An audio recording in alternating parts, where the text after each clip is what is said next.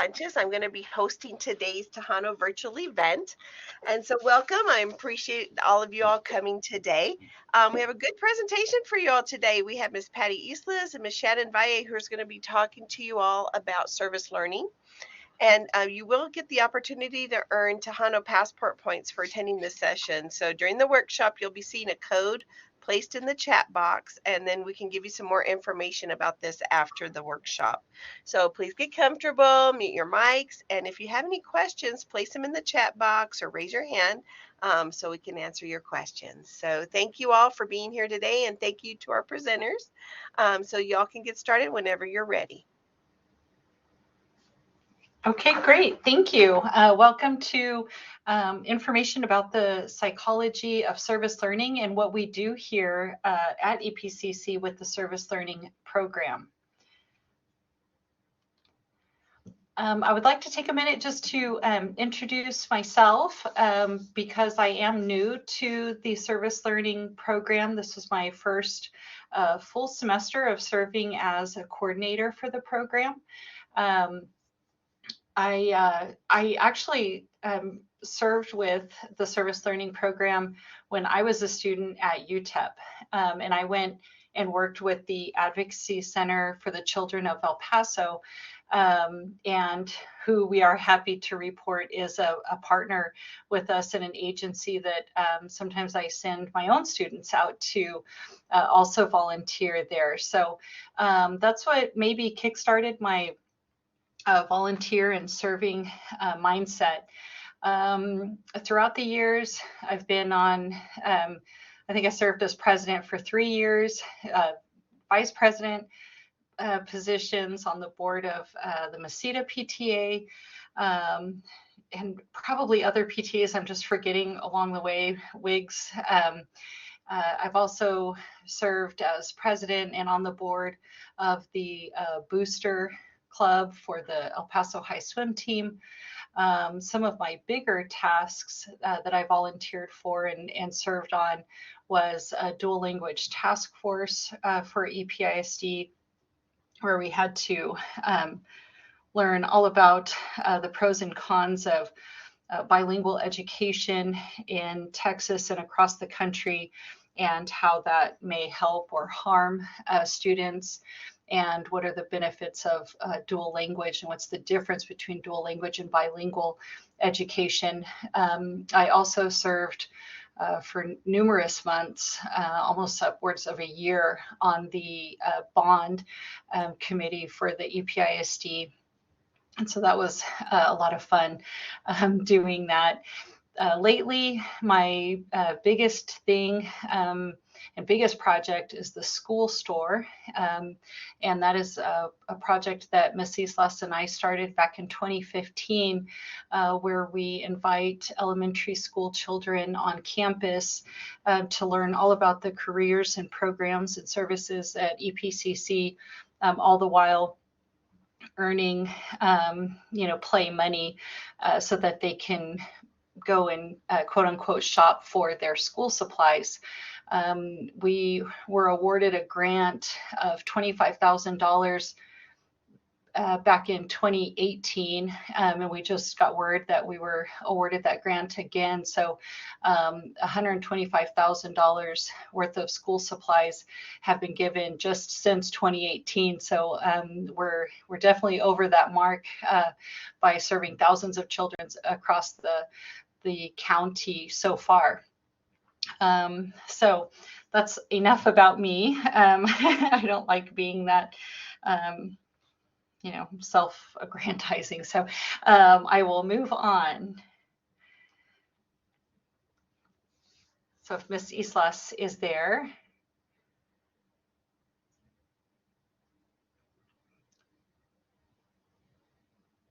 Perhaps not. So let's talk a little bit about what service learning is. Service learning was first defined way back in the late 1900s. The term service learning means a method under which students or participants learn and develop through active participation in thoughtfully organized service. And we abide by that definition here at EPCC, where we encourage our students to actively participate in organized service to some organization that meets the needs of a target population in our community. It can be anything from working with animals to crocheting to working with abused children at the Advocacy Center, planting in community gardens. So lots of different needs that are met in our community with our service learning students. The purpose of service learning here, we do integrate it and ask our instructors that it enhances their academic curriculum. So the students are learning topics in their courses and then able to go out and incorporate that into what they're seeing in the community, what they're learning in the community, and the population or the organization that they're working with. There is structured time for students to go and participate and reflect on this experience. The part about the meaningful service, right? We really are big on meaningful service, that it's organized. We want students to learn all about the program, the target area that they're helping, and have a thoughtful chance to reflect on what they've done and what they've seen, and really integrate that into the content. And it's important to distinguish service learning from volunteerism, and it's difficult, and this being the first semester that I'm here, sometimes it's difficult for myself too to differentiate between volunteer and service learning. Because when we do go out, we are quote unquote volunteering for an organization, and volunteering meaning that we're not getting paid, right? And until we come up with a new word in the English language that could substitute for volunteering, I'm not really sure what else to say. But we're not asking for students to go out just kind of a one-time stop, go and clean up, say, the street and throw away trash, and then count that as service learning. While we do encourage that, and I hope that people do go out and do neighborhood cleanups and things like that, it's very important for us as a community and as society to do that. If you do something like that, for us to count it as service learning, we would like you to put a little bit more into it, right? See how much we can volunteer over given days or given weeks. Think about the amount of trash that's being thrown away. What is it about that particular area of the neighborhood that is collecting so much trash? Do we need more resources, say trash cans or community cleanup, so that trash is not collected there? What is the mindset of the people living in that community? Are they themselves the ones throwing the trash, or is it being dumped upon them because it's seen as a lesser part of the community? So integrating some critical thought into this cleanup rather than just simply going and cleaning up. Miss Pat, are you there yet? Yes, I don't know. I think I was having trouble with my audio, so I do apologize. It wouldn't let me log on, so I apologize to technology. So to add, I was going to cover the meaningful service. Thank you, Shannon, for doing such a great job in explaining the components of meaningful service. Now, there's 4 types of service learning. Now, I'm not able to look at the slide, so I was looking at my computer. I can't see it on Blackboard. I don't know why. But the 4 types of service learning, there's direct service, there's indirect service, research, and advocacy. Just last week, Shannon and I had the opportunity to go to a really cool conference, the Gulf Summit of the Southwest for Service Learning, and learn about different aspects of service learning. So, service learning is not new. As she mentioned, it's been around since the 1990s. At the college, it's been around since 1997. This coming year,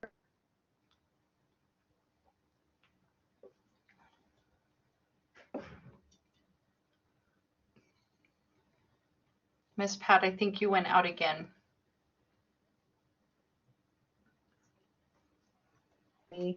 can you hear me? Yes. Okay. So I don't know, it keeps going in and out. I apologize.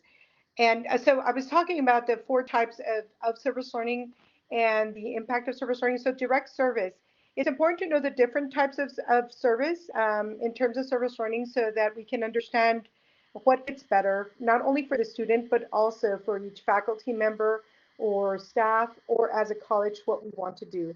Now, direct service is more related to going out to an organization, finding those community needs, creating that awareness.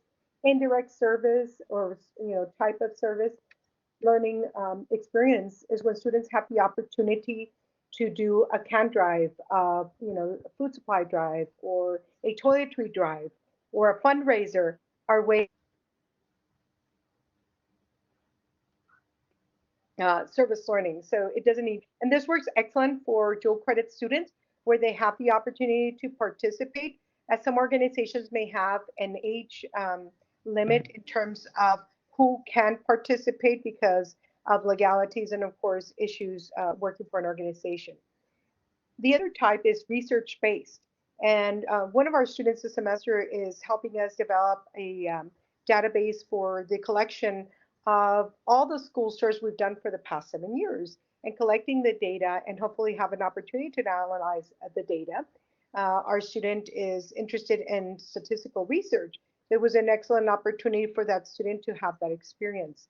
Service learning can be something that's research based, like, for example, the RISE program. They check quality of water and then they look at the results. So that can be another component of service learning. Or advocacy, developing social campaigns, marches, right, bipartisan participation in different events. So this also gives students the opportunity to create, awareness campaigns for different issues in our community.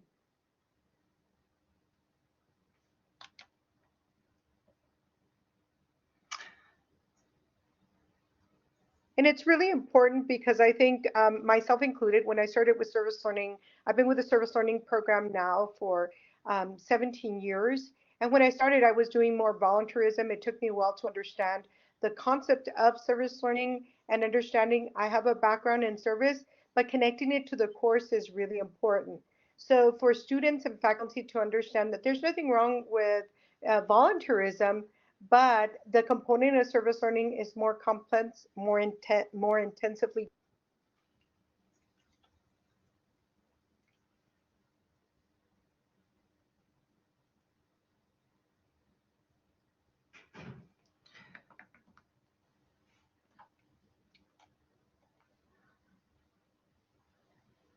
I will take over here just in case if Miss Pat can't come back. Can you hear me, No. Shannon? Oh, yeah, there you are. Okay, I don't know, my internet's coming in and out, so I do apologize. Were you able to hear? So I left off as what service learning is not. It's not one-sided benefit for just the student. It should be something that connects with both the student and the community partner. It's, not only for high school students or college students, it can be, K through 12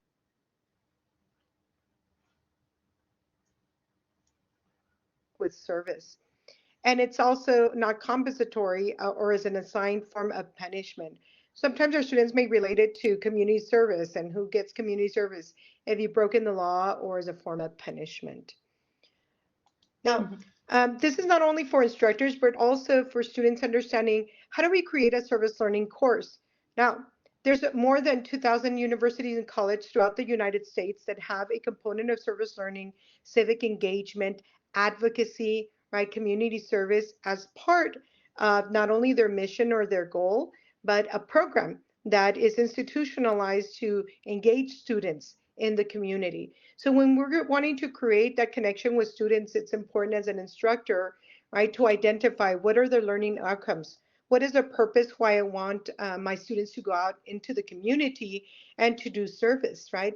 What are some possible partners? Now, we do have partners on the list and we'll share them with you, but that doesn't mean that every partner fits with every discipline or every organization. Maybe you have a partner or a project that you want to do, and we can discuss some of those possibilities and how does that relate or connect to the community.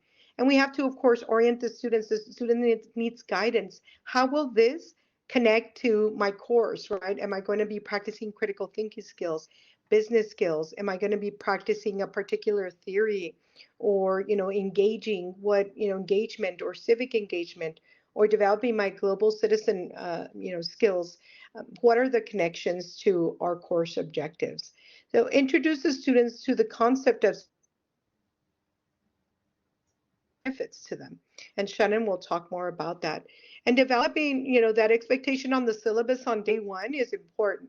I let my students know on the first day of class, I included in the syllabus, I give them not only the narrative, but explanation of what it is and how it ties into the course, what type of credit or extra credit or percentage of their opportunity. And of course, I give students an option if they don't want to do service learning.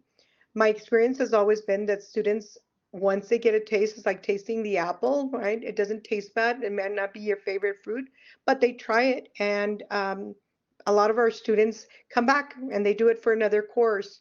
Or sometimes they continue with that organization because they like it. So, to to have students have that opportunity is really important.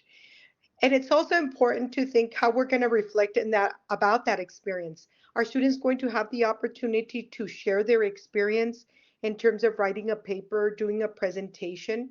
We also facilitate the ceremony where give students an opportunity to reflect on their experience and talk about it.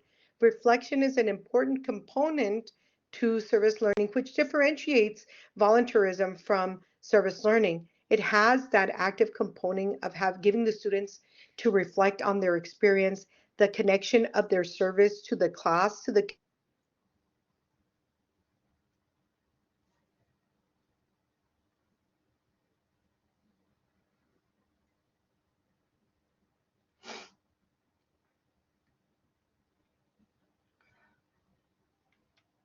Okay, Pat, I think we lost you again. And so a little bit about that, to finish off that, right? The reflection is so important.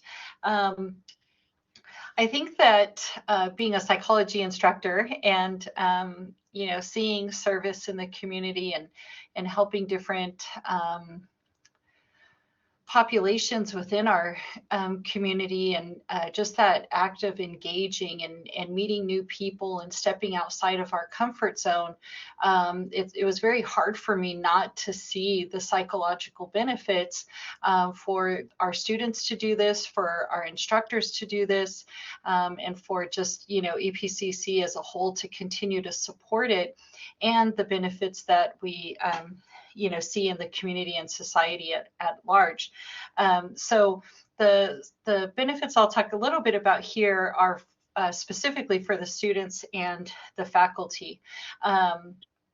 So for students, if you've taken a psychology class, or if you're going to, you'll learn a little bit about something called self-efficacy. And self-efficacy was first introduced by Albert Bandura, and talking about the development of children. And it's, I guess the best way to describe it is just how effective you feel, or how do you feel in control? Can you enact change in your life? It's very closely related to self-esteem, but it's slightly different. So self-esteem is whether you feel worthy. Do you think you're worth something? And self-efficacy is how effective you feel. So they're very closely related. And in fact, you could argue that the more effective you feel in your environment, the more worthy you will think you are. If you're not effective and you don't think that you can enact change in your life, well, then chances are you're probably not going to feel very highly about yourself. So we always want to encourage effectiveness in our children. And so as our children grow up and we have students now at the community college level, we also want to encourage that effectiveness. And do they feel competent in stepping out into the world? Do they feel like they can help and they can be of service? So we know that service learning directly enhances personal efficacy or self-efficacy. So let's go on. You can see here also, we know there's proven outcomes and proven data that academic learning increases. These students have a commitment to service. There is moral development as well. And then of course we have things like leadership and communication skills. This picture here is you can see our Tejano cheerleaders with one of our students from the school store. He's, you can see here, very happy, has his new backpack and is on his way to do some more learning upstairs in that new fantastic J building at the Rio Grande campus. So here's a little bit more of a definition of self-efficacy. It's your belief in your capacity to execute behaviors. And so it builds confidence. We know that they have this ability to exert control over their own behavior, their motivation, and then of course, ultimately their environment in which they work, live, and play. So we want our students to grow up and feel effective. And that is this picture when I just look at Aaron, he's so happy and he obviously you can see he feels effective. So this was an EPCC service learning student, and he was doing his service at the zoo. And in fact, unbeknownst to us, he won Rookie of the Award there at the El Paso Zoo. And so they just loved his work ethic and his skills that he brought to the zoo. So when we look at the benefits of self-efficacy, one of the key things in the psychology world and in the human development world that we see is this resilience to stress. If you have a high level of efficacy, it can help you change how you perceive and react to stressful situations. Right now, unfortunately, in the world, we are having high levels of anxiety and stress. Everyone is reporting pretty high levels of that.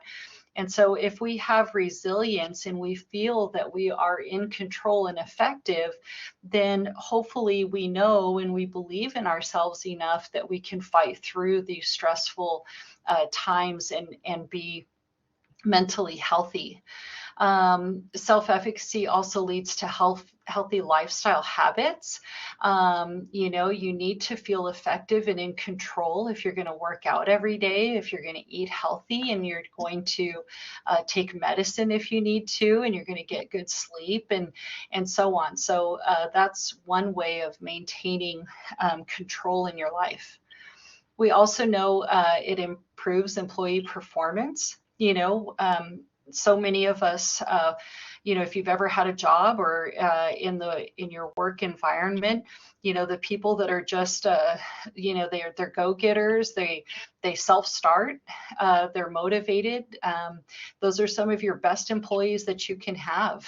They're not sitting around waiting for someone to tell them what to do. They take initiative and they know that they can complete a task. Even if it's really difficult, they have that resilience to work through. And we know that that also would lead to educational achievement. Someone who feels good about themselves and effective, they know it's going to be a challenge, but they're going to take chemistry and they're going to work through it. And so the benefits of self-efficacy are just resounding. People with a strong sense of self-efficacy go on to develop, deeper interest in the activities in which they participate. They form a strong sense of commitment to their interest in activities. They usually, because of that resilience, recover a little bit quicker from setbacks and disappointments. They don't let it hold it down for too long. They take it, they learn from it, and they move on. They view challenging problems as tasks, and they just kind of figure it out, and they say, okay, I can do this and I can overcome this. The benefits for our faculty are important as well. So service learning, ultimately is giving back to the community. And we want our students to go out in the community and learn all of these amazing things that these nonprofits and these agencies do. And we hope that they will do it, and we see the benefits of it, but we can't do it alone. We need the help of our faculty members. We need them to encourage their students to do it and help us in that process. So service learning obviously presents many professional and personal opportunities for our faculty. One of the obvious would be research and publication. And I know here at EPCC, we may not be a research institution, but it certainly helps faculty members in that avenue if they so wish. We also see stronger faculty-student relationships. We see potential to impact on the student complexity of understanding, problem analysis, and critical thinking. I don't think we can attend a workshop anymore without hearing the word critical thinking. And we just know that we want our students to tie in and really integrate all the information that we're teaching them, and service learning can help our instructors do that. It gives them an ability to practice scholarship of application to serve the greater good. So the two here that I have highlighted, the stronger faculty-student relationships, and then this last one about serving the greater good, is what I want to focus on. So in psychology, Erik Erikson is a fairly big guy. He was important for social development. And he had these 8 stages of life. And he says that the 7th stage is this generativity versus stagnation. And this is where you see, like your midlife, the middle-aged people, according to Erikson, are undergoing this generativity versus stagnation psychosocial task. And he says it's our duty or our challenge to overcome this task. And for us to be productive and happy and move along to our 8th and final stage, we need to pass through this correctly, and that would be generativity. So during this stage, middle adults, try to nurture and give back to the next generation. They usually try and, cultivate, and it could either be their own children, their grandchildren. It's very common to see Little League coaching, dads out there, or moms teaching Sunday school or catechism, or PTA moms. It's everything that they're doing to try and contribute and give back to that next generation, to try and nurture things beyond them. They see that the future generations are coming up and they need some help, and they're going to help them. So sorry, I didn't want to go just yet. So generativity, a lot of times when we study people who are highly generative, we see that they say that their lives have more purpose. And if you look at this versus part of the generativity, the stagnation. It just makes me think of stagnant water. It's stuck, it's murky, it's dark. There's really nothing going on there. And I don't know about you, but when I think of my life, I don't want those words describing it. So I would rather have, the idea that I'm giving back, and I'm helping the people that are coming up under me, and I'm guiding them, and I'm ultimately creating a world in which I want to live in, and a community that I want to live in. And when we move on to Erikson's next stage, which is integrity versus despair, that I do have integrity when I look back on my life, and I feel like it did have purpose, and it did have meaning, and I feel good about my life. And when I walk around these halls and my fellow colleagues teaching classes, I wish that for them too. I hope that they can look back and think that their lives were important, and that they made a difference. Now, ultimately, teaching in college, you could say, is in and of itself generative. We are nurturing this next generation. But through community service, you get to really work with students a lot closer. You get to know them one-on-one. Being, out there, say, cleaning up the Rio Grande, or cleaning up and handing out school supplies to students, and moving boxes around. We just get to know each other on a different level. And so when I go and write a letter of recommendation for a student that I've, picked up trash with, that letter is just going to have a different level to it. And there's just a lot to be said for that, to forge those friendships and those relationships, and that networking that comes from that is invaluable for both the faculty member and the student. So what can we do, right? Let's put all this together, and what is happening with service learning. It allows for career exploration. I tell my students all the time that this is a great way for you to get in. If you think you want to be a nurse, go volunteer. Go volunteer at the Border Health Clinic. Go volunteer at the Baptist Clinic, and really get in there and see if that's something that you absolutely love. Or just as important, is it something that you absolutely hate? I would rather you figure that out now than go through 2 years trying to get into the nursing program, only to realize that that's something that you don't like, and you don't like hospitals. So career exploration. Connect with community organizations. Oh, yes. Oh, okay. I did. Okay. I just wanted to make sure. I'm sorry to interrupt you, so go ahead. Oh, no, that's okay. You want to say something?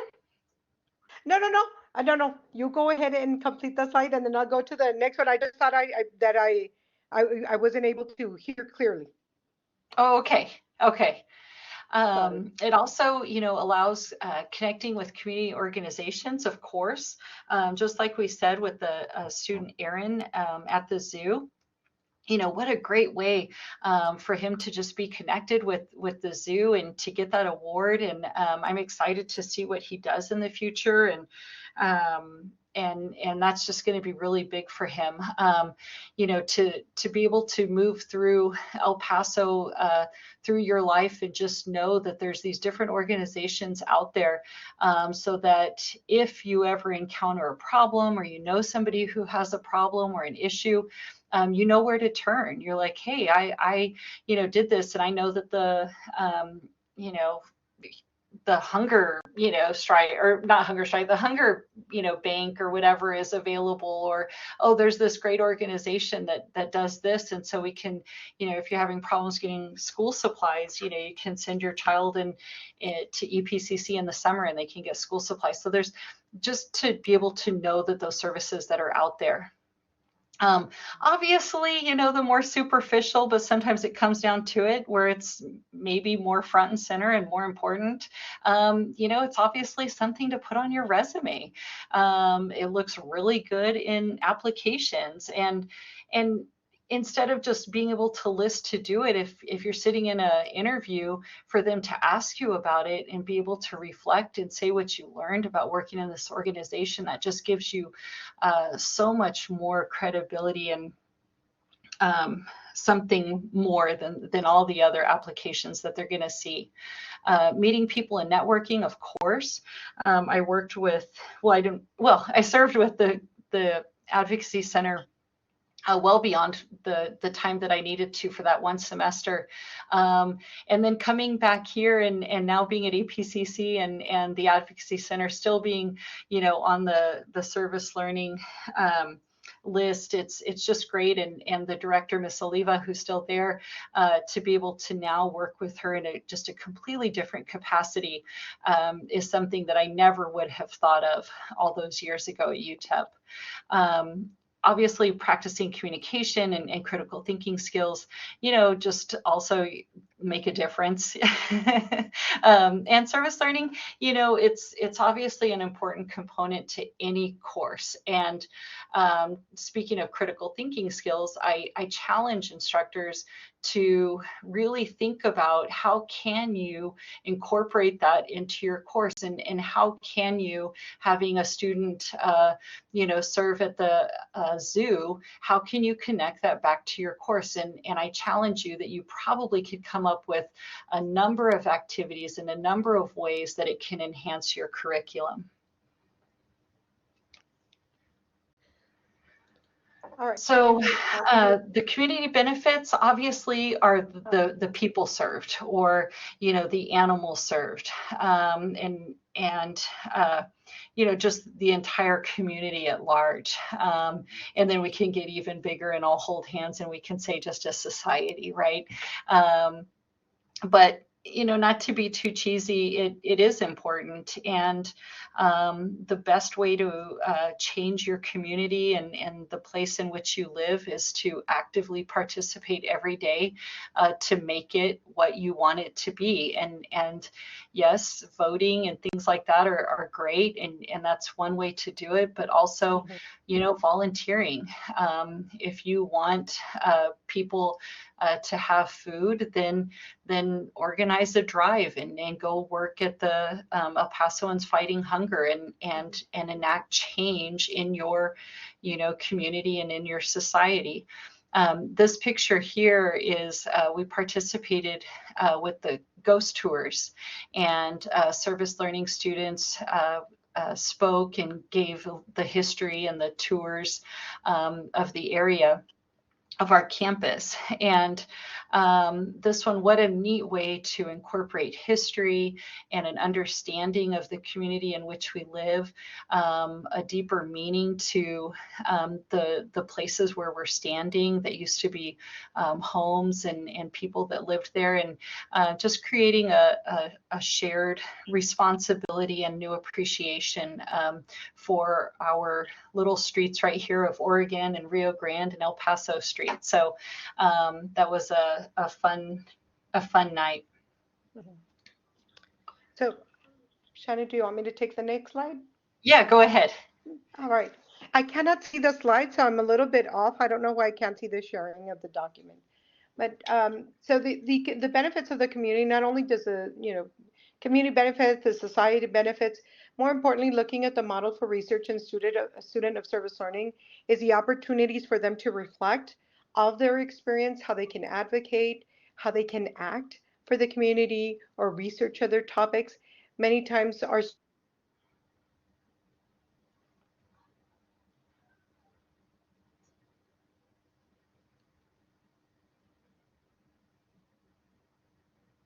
and we have students that work at different organizations. Right now we work with 40 different partners. Pre-pandemic, of course, we had more partners, but we're slowly coming back and helping students again find different organizations. One of the organizations that I'd like to mention during the pandemic that really helped students to kind of engage, we didn't have a lot of partners, was EPCC Crochets, but by Dr. Who began the project or the initiative was Dr. Sarah Martinez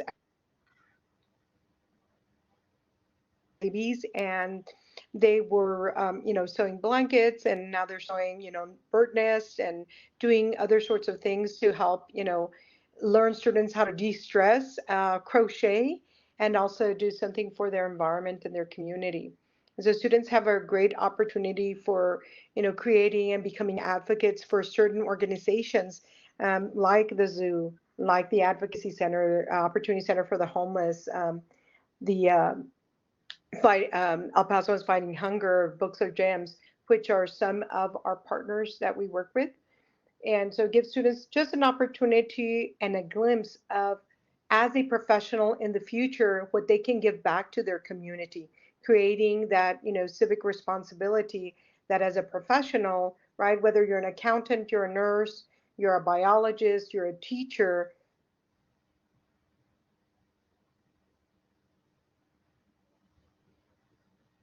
from those skills that you're acquiring as a student. But as Shannon shared, at the advocacy, working at a different level, at a totally different level with that organization is important. So some of the organizations here in slide 17 is that we work with, some of our own EPCC Crochets Rising Stars, which is an initiative by Crisol Escobedo. Is another one of the organizations, El Paso Baptist Clinic. Unfortunately, the Rio Grande clinic closed during the pandemic, and then Patty Shannenberger retired, and it has not been up and running like it used to. And we didn't really know the impact we had as as an organization or program, placing students at the clinic until it closed, and we could they didn't have students. And they told us how much they missed our students because the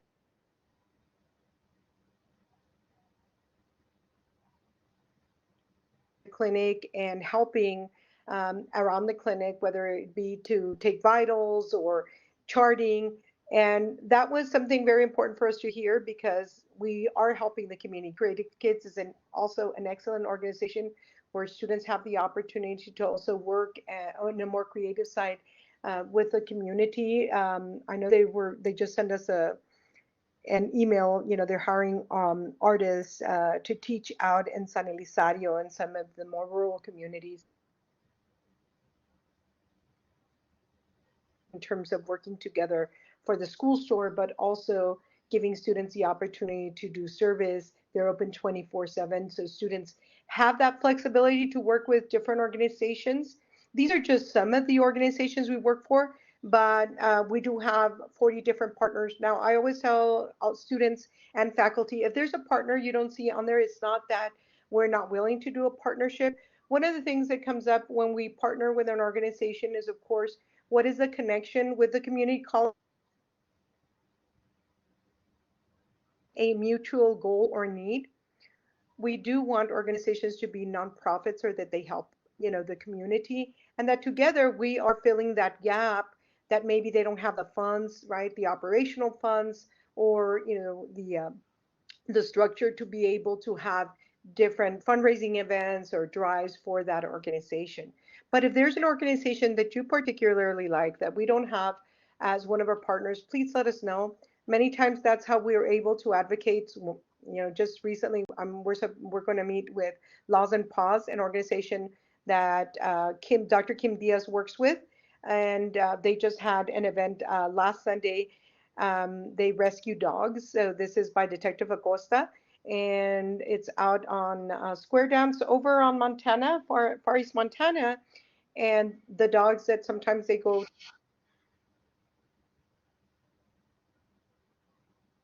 And we're going to see how that connection and how that partnership works. Is working for the Mindfulness Club, and Dr. Kim Diaz said this might be an excellent opportunity for students to do their service learning experience at the shelter who are interested in helping animals. Not only that, we also look at location, making sure that we have different locations where students can do their service. Now, what are some of the steps to participate in service learning. First of all, we facilitate the placement. We don't assign placements.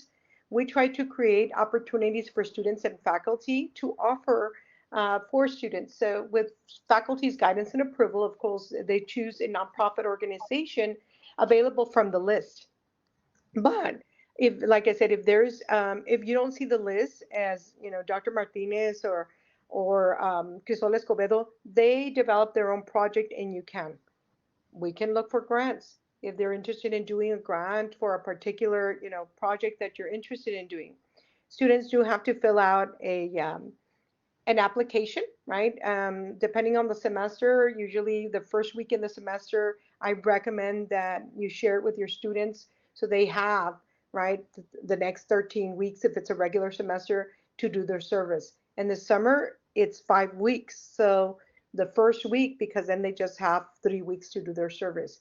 And in the summer, it's a little bit slower, but some students do want those 3 weeks to do something in the community because they have more time.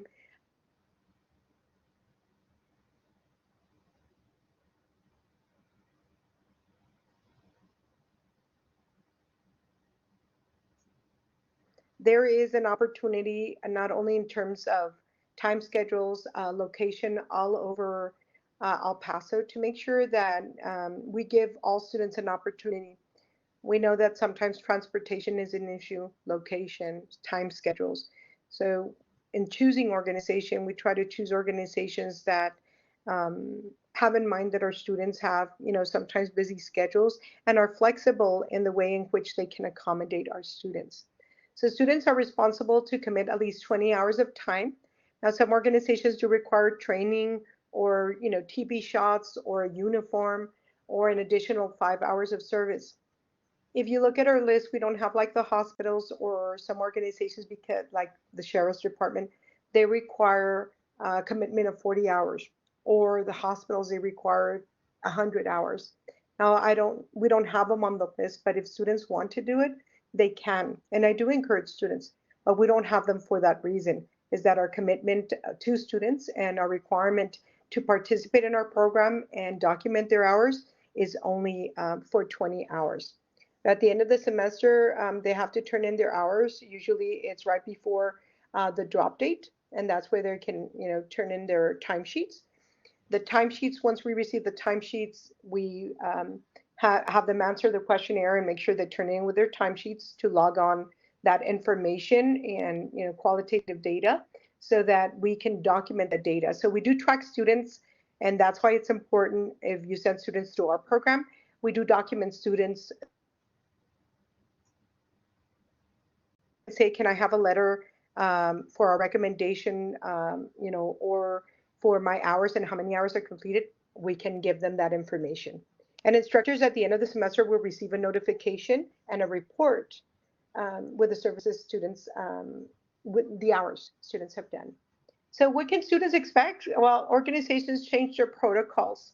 So it is important that, you know, that they're patient and mindful, that, you know, they have a high turnout rate. Sometimes you'll go and we will post, here's the volunteer coordinator or the director, and we try to update the information, you know, at the beginning of the semester, middle of the semester, but things in the nonprofit sector change, you know, every day. So have an alternate plan. If you apply, you know, have two organizations in mind. So if one doesn't call you back or the background checks takes too long, that you have another opportunity for service. Now you can visit our website, resources and programs. All our information is on the PCC website, and just search service learning, forms, resources, how to become a partner, faculty guides, anything like that. You can find on our website and find the information, all forms. We've digitalized the forms so you don't have to hand carry forms. We still have paper forms, but you can just submit them online to our, you know, service learning at epcc.email. Shannon, you want to take it over? Sure. So you can visit our website. On there we have all of the forms that you would need. We have the agency list, and the agency list is really helpful, showing our students or having anybody look at it. A lot of the legwork is already done. It gives a brief description about the organization, and the contact person, the address, the phone number, all of that great stuff is there. The student does need to contact the organization on their own. That is not done by us or the instructor. It is like they're going out and applying for a job. When they walk in, they say they're an EPCC student, and usually people in that organization are going to be well aware of the service learning program and what they're doing. But it's important for the student to work out their own schedule with that organization. So we have all the forms that you would need. We have the agency list. So you can go there and learn a little bit about the service learning program. This is one of the pictures of picking up trash. EPCC owns 2 miles of the Rio Grande River, and so we frequently go out and clean up the river.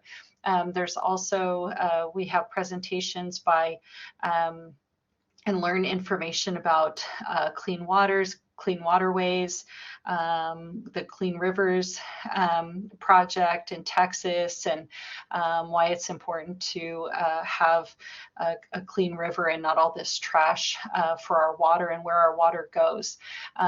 This day that I was there, I think we picked up 50 bags of trash.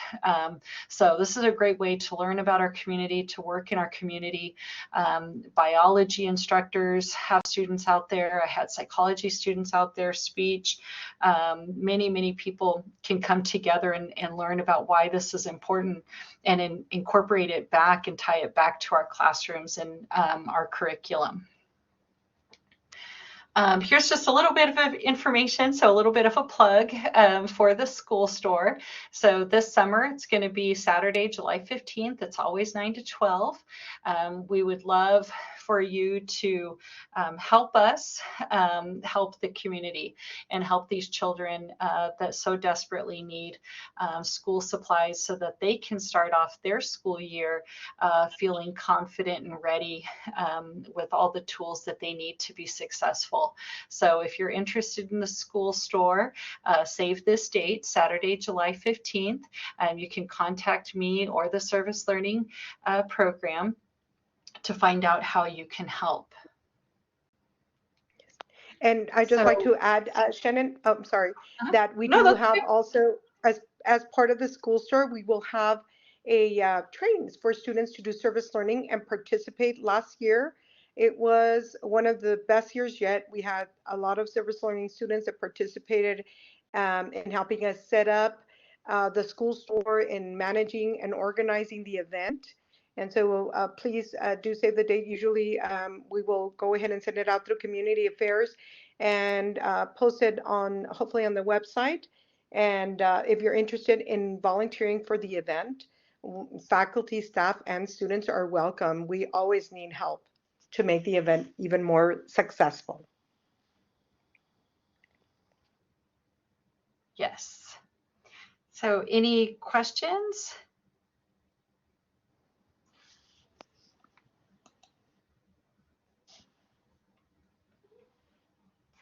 What would be a good contact for them? I know you probably had it on one of your slides, but if you could, there you are. There we go. I was waiting for that question. Thank you. Yeah, so we are here at the Rio Grande campus now. So Ms. Islas and myself and Irene in the main office, we're all on the 2nd floor in B building. And here are our phone numbers and our email addresses. And again, the website. So Miss Irene in the office, she just is a wealth of information. She knows a lot. She's a great person to talk to. She'll be the one that collects all the forms, and so she just does a lot for us. So But myself or Ms. Islas, any of us, we can ask, answer questions. If you ask me and I don't know, just because I'm new also, I'll walk 2 doors down and I'll ask Ms. Islas, or I'll walk 4 doors down and I'll go ask Irene. So, but we'll figure out the answer for you. And we do orientation. So if you'd like for us to do an orientation at the beginning of the semester and you're new to service learning or would like to do a service learning project with students, please let us know. And there's always opportunities not only for doing it with the college, but there's also funds out there. So if you're interested in that is your thing, that is an excellent opportunity if you have an idea. And we're doing beautifying our campus, and some of our students with Frank Rigbach have beautified the trash cans, which we all were, oh, those are ugly trash cans from 1976, and they've just done a wonderful project in making our campus just look just beautiful. Well, thank you so much. This was a lot of great information. So if you all are interested, go over to their website. It has a lot of good information on how to do things and their agencies. So their website's right there on the main slide. So I invite all of you to take a look at it. It's a lot of great information. So thank you all for sharing that with us today. Does anyone have questions? Thank you. Okay, well, thank you all again for coming, and thank you all for presenting. It was very informational, so thank you so much. And I invite everyone to please take care and to look at your Tejano Passport points that I've posted in the chat. You can get points towards a medallion by going to the Tejano Passport page and entering that code. And next week, we're going to be having the El Paso County Digital Library and the Northwest Campus, which is the Jenna Welch and Laura Bush Community Library. They're going to be talking about summer camps that they're going to be having for kids and also the digital library resources out there in the county. So y'all have a great weekend and stay safe, and thank you for coming. Thank you. Thanks for having us. Thank you.